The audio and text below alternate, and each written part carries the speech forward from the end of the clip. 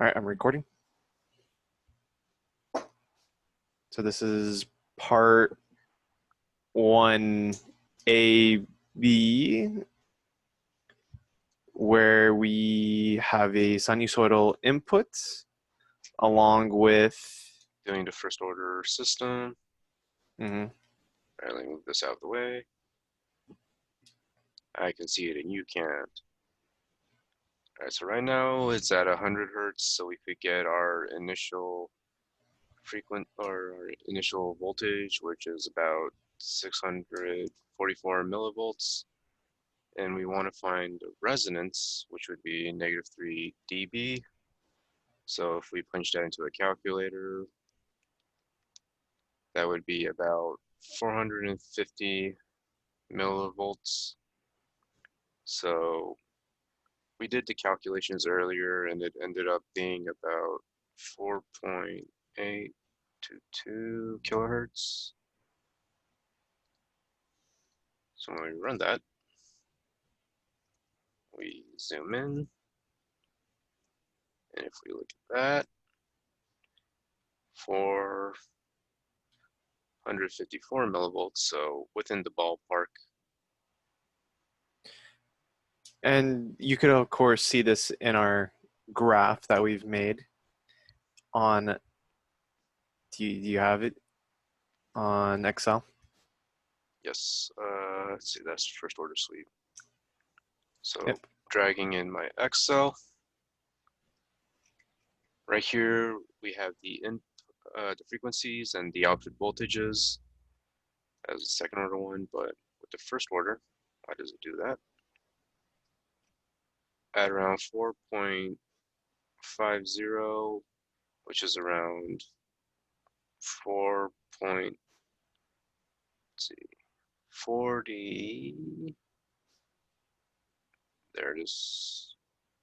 At around 4.8 kilohertz, we get the resonance frequency, or the zero point 0.7 of the -3 dB for our output voltage, which is the resonance frequency. Mm-hmm. Do you want to show them the sweep Yes. on multisim? Um, I don't, let me see if I could just pull up the picture.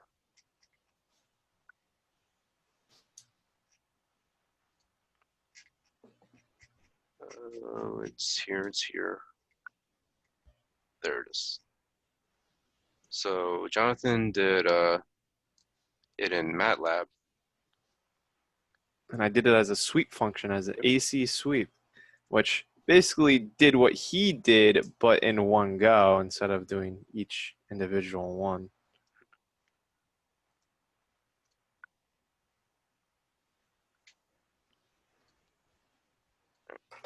And then here we go. Let me zoom in. There we go. So using the fancy calculations from MATLAB, you could see the resonance frequency right there. You could see one that we calculated is x1, and then the one that is actual through doing the input peak times 7.707 and getting the second value of the simulated cutoff frequency at x2.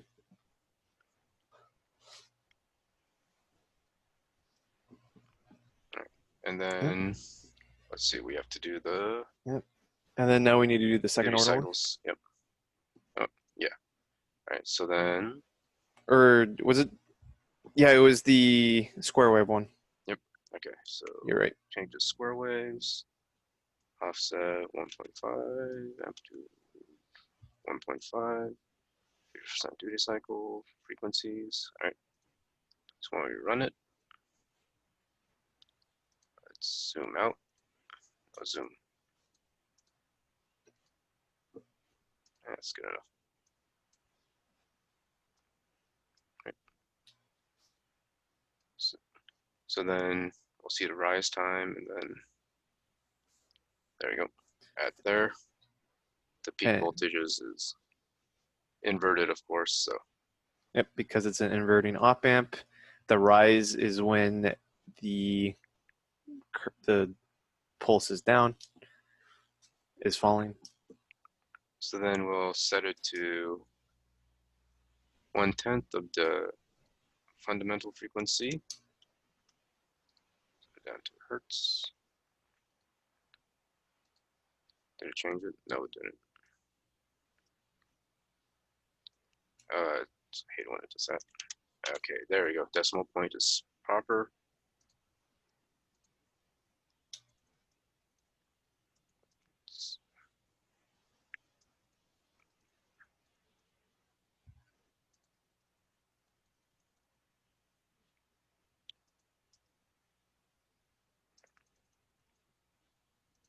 And there we have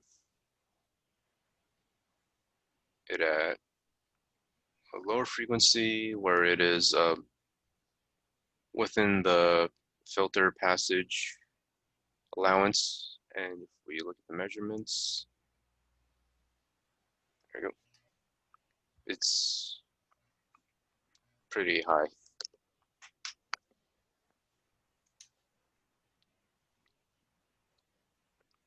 And then we'll set it up for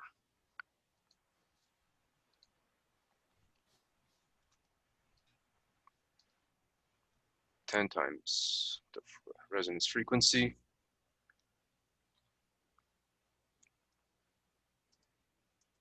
And we'll zoom in to actually be able to see something.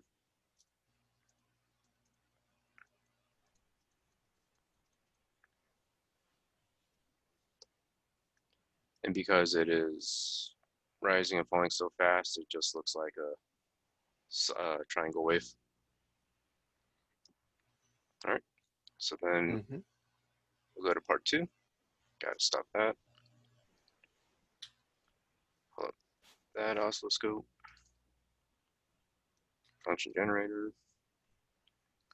So doing the initial sine waves.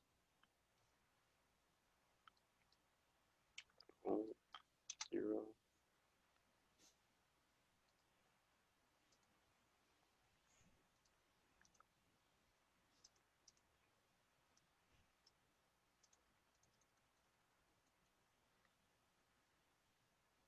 Oh, that's because it's in millivolts.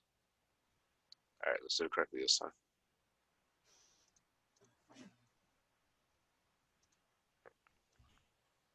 Because of the feedback, everything is pretty much stacked on each other. So if you look at the input versus the output, they pretty much match up.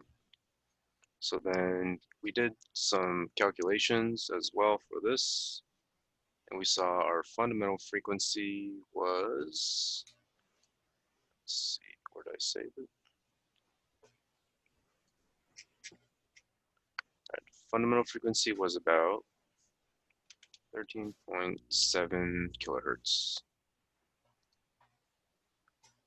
So our initial frequency is about 1 volt for convenience sake. So when we let it run, oh, that's why. That is off. If it's set to 15% like we tested it with, there we go. And then when we zoom in,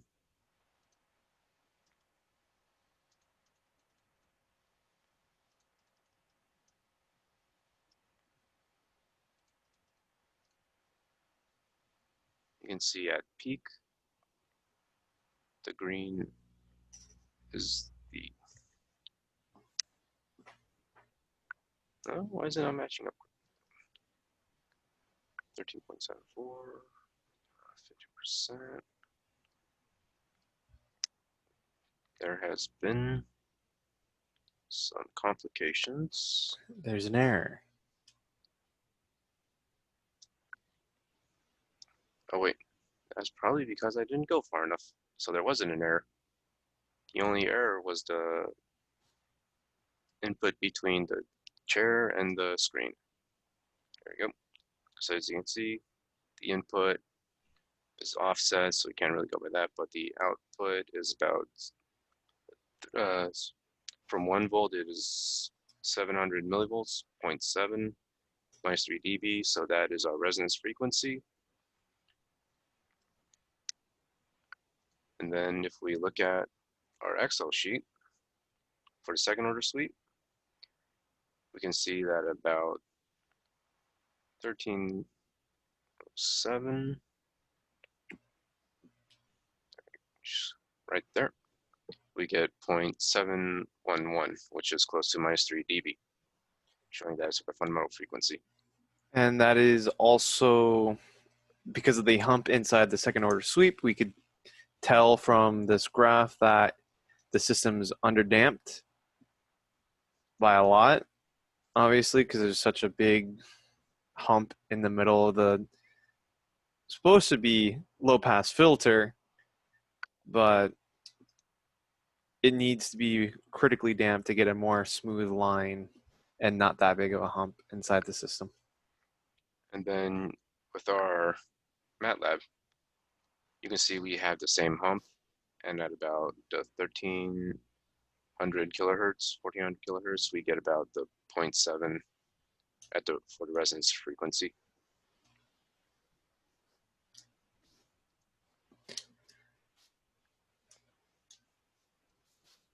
And then for PWMs, I'll stop the share and let Jonathan take over. Did you do the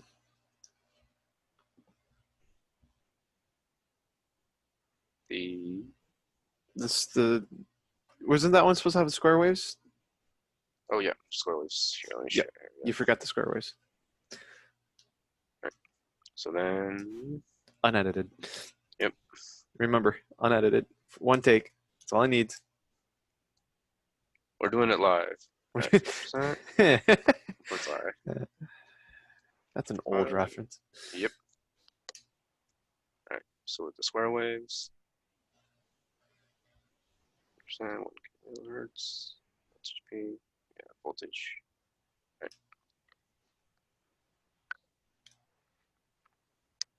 Wait, did we? Oh no, part 2 we didn't have to do any square waves. We don't? Yeah, we just had to capture. Let's see, capture amplitudes for the output frequency, construct a graph, which we did. All right. Yeah. All right. So, yeah, that's my turn. Part 3. Part 3. Let's see. Let me share my screens.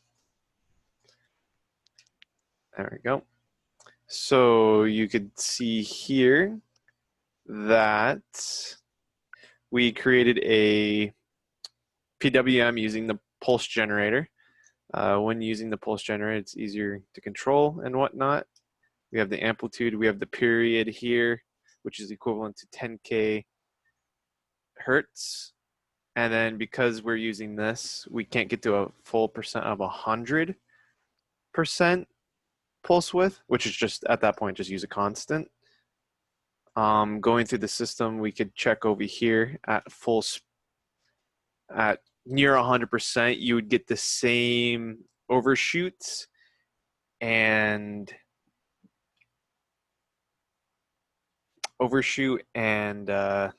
return to 1 time as the other systems in place.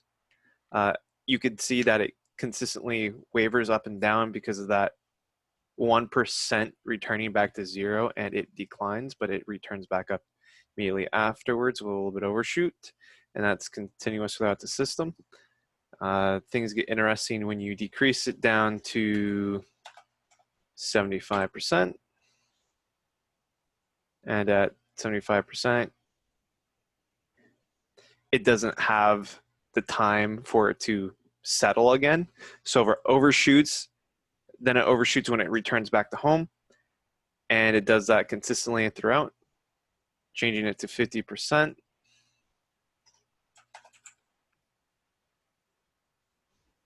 We could see that the overshoot is a little bit more severe, but it's more severe because it has less time to attempt to settle compared to at 75%. And so when we get back to 25%,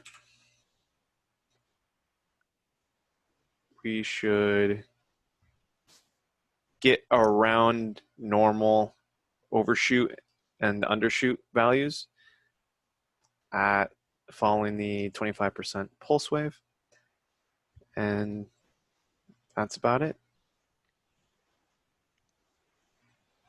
Well, let me stop sharing and stop recording.